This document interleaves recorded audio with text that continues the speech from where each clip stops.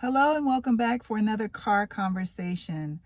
I wanted to talk about racism for a moment, and that's a better view. How racism is continuously perpetuated generation after generation after generation. White supremacy, all of that. In what I've studied, what I've learned, what I've researched, what I teach, and what I believe. It is continuously perpetuated because through division, through lack of communication and interaction, engagement, and also lack of education.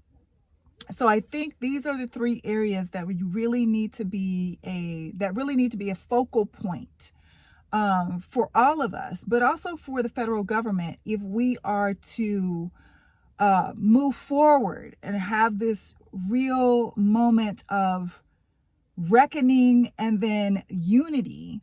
If that is going to be possible, then we have to really focus on these areas. And let me explain. So, in order for racism to be perpetuated, continue, be passed down from generation after generation, be talked about in families and homes without any type of questioning or any type of pushback, if you will, then you have to keep groups divided.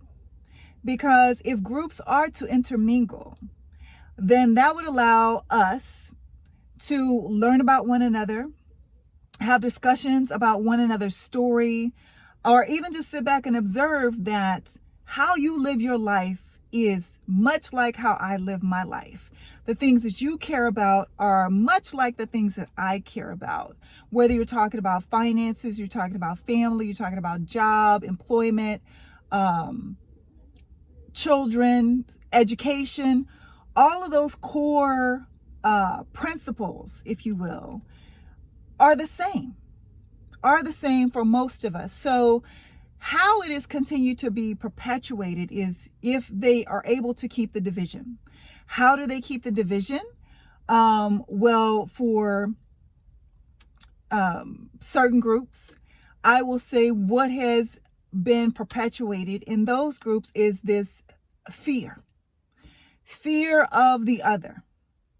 And what I mean by that is, as long as you are able, or as long as they are able to perpetuate the narrative that there's something to fear about me, a person of color, then that will keep other people in their group from crossing that line to learn about the thing that they are supposed to be fearful of.